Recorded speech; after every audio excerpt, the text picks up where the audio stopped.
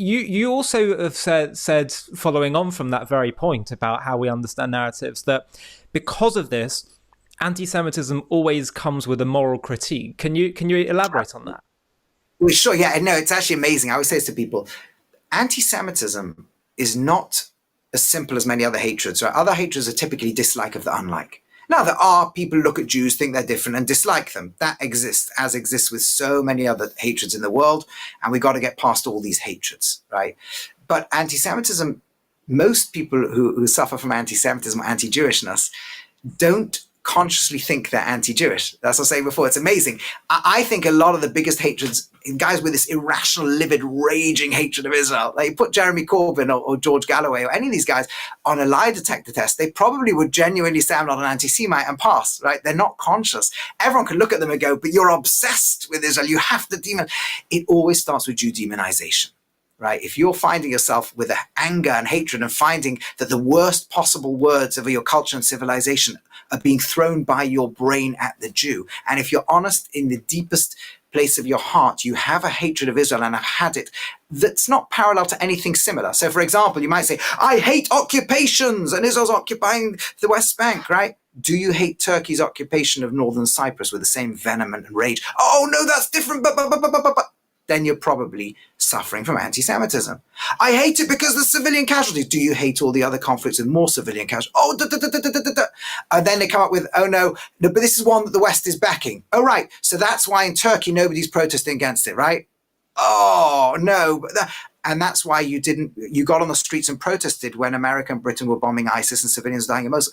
If you're finding that you're having to excuse a raging hatred, there's probably serious anti-Semitism there. But anti-Semitism is always it's always about Jew demonization, not about Jew hatred.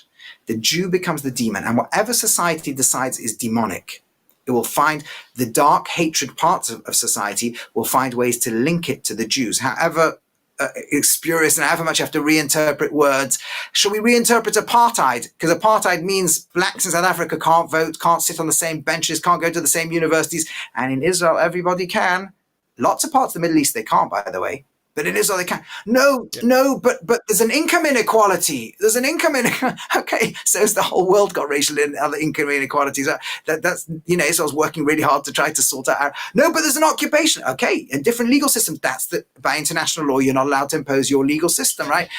Etc. So, but when you're starting to throw her and then genocide and you're starting to do, yes, Jew demonization. And I think the reason's this, because if every one of these moral movements has an origin story that goes back to the Jewish people, or has a Jewish story, then the Jewish people become potentially a bit like a guilty conscience, right? There's this kind of Christian morality in the world, and it goes back to the Jew. And there's this Muslim morality in the world. Well, the prophets spoke to the Jewish people. And there's this socialists in the world, but Marxists and all these people grew up in Jewish consciousness. And it's almost like we have to hate. It's like an Oedipal Freudian hatred of the origin, hatred of the father figure, but almost the Jew stands for subconsciously, the guardian and channel of prophecy of God, the guardian channel of Judeo-Christian or Islamo-Christian, let's say Abrahamic, religion in the world. And people, to whatever extent, whether they embrace it or hate it, right? There's this, whether they love it or hate it, there's some kind of resentment to this people who stand for, again, subconsciously, the origination of those types of messages. And so what you now get is, what do I say? I say you're a failure. Right? Again, I could be a Christian philo-Semite and fantastic. But if I'm a Christian anti-Semite, what it is that the Jew is the Old Testament. And the Old Testament must have failed, right? And the reason the Jews existed at all is because they rejected Christ and they got to be hated. And therefore, look at them. Let me keep showing you how they are moral failures. If you get to the real purest anti-Semitism that ever existed, right? The one person who stood up and said, I actually hate Jews, Judaism, and everything Jewish. And I'll tell you the real reason. The man was called Adolf Hitler. And Hitler it was very, very clear, mostly in unpublished, but also published speeches. And, Rauschning quotes him in Stevenson and Cameron in Hitler's Table Talk, that Hitler thought the Jew was the source of conscience in the world. Jews created Christianity, Jews created Marxism, Jews created this, Jews created that. They're the voice of conscience in the world. They're always behind these things. And if the Jew lets go of Judaism, they'll build some other movement somewhere, right? But they are the voice of conscience. And if we want to liberate humans, says Hitler, to basically unleash the animal within and to have stratified societies based on might makes right, then we have to get rid of the ideologies, right? Get rid of communism. That's what he tried to do.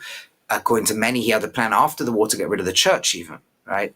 And that's why the Hitler Youth song was, we want to get rid of the Pope and the Pope and Rabbi shall be gone, right? These were, but the Jew, he has to get rid of every single one. So built into the psyche of the anti-Semite, an anti-Semitic psyche is kind of you Jews, it's like, you think you're chosen, you think you're so good, you think you're this moral critics of us. Well, let's show you what moral failures you are. You're the worst of the worst, right? And the Jew isn't even standing up and saying this stuff half the time, or maybe ever, right? We're not saying the rest of the world's bad. We're not saying anything, right? It's an amazing thing. And yet, but somewhere there's this subconscious feeling of you're evil, you're vermin, you're filth, and you have played this role in society of standing for good and God and all this stuff. So let me show you what a failure you are.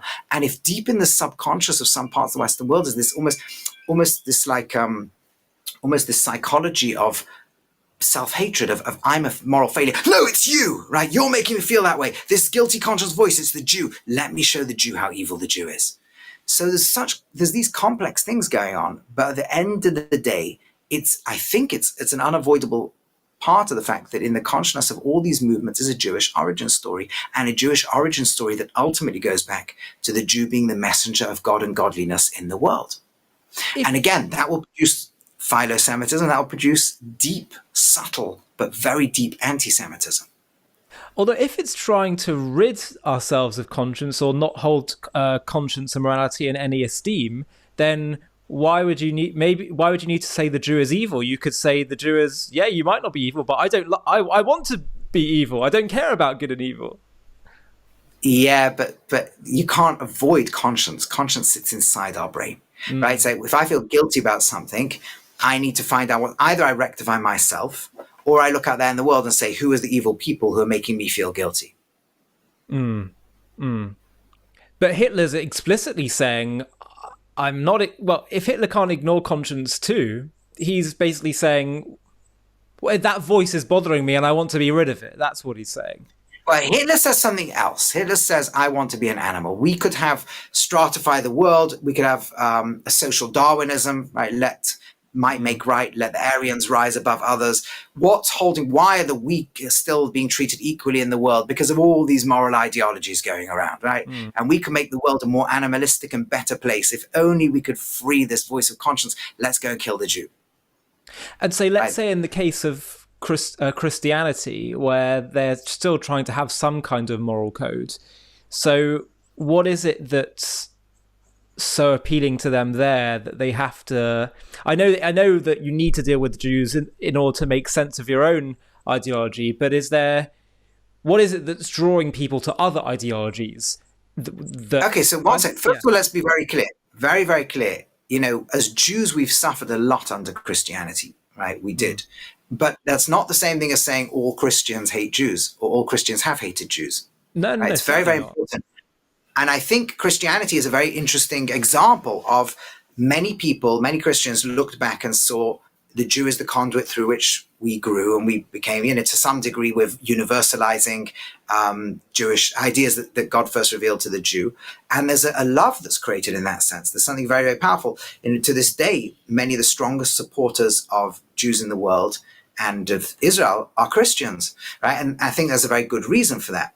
Now, at the other side, you'll get people who look around and go, Christianity was liberating, and we had to do less as a result because the Jews actually failed and the Jews betrayed and the Jews this and the Jews that. But then the Jews are still in the world, and the Jew stands for, this was the original plan, the Old Testament plan, right? So now the Old Testament has to become evil and the Jews have to become evil, and that's how you see. So we could look at it as the only way one could look at Christians could look at it and say Christianity has grown out of Jewishness, and it's a universalization of some fundamental Jewish principles. Or the Christian could look at it and go, 1 second, but the very existence of the world today, does that threaten Christianity? Does that make us feel maybe God still didn't ever let go of them and chose us? It's a kind of either or. If it's either or and zero sum, then the fact that Jew is still around in the world, maybe we've got it wrong. And maybe we're still meant to be living Old Testament values. Oh no, they're in the world to show themselves because they're so evil and terrible and horrific, and to suffer for their sins. So that's really it. The secure way of looking at anything, especially when you look at any origin. It's like any origin. It's like people who are very secure usually love their parents, and people who are very deeply insecure have a resentment to their parents. And there's that kind of thing going on. So yes, a person could look at it, and even more than that, you can get the person who wishes they could be free of Christianity, or wishes they could just be free of all this stuff, and then blames the Jew subconsciously for it. Right.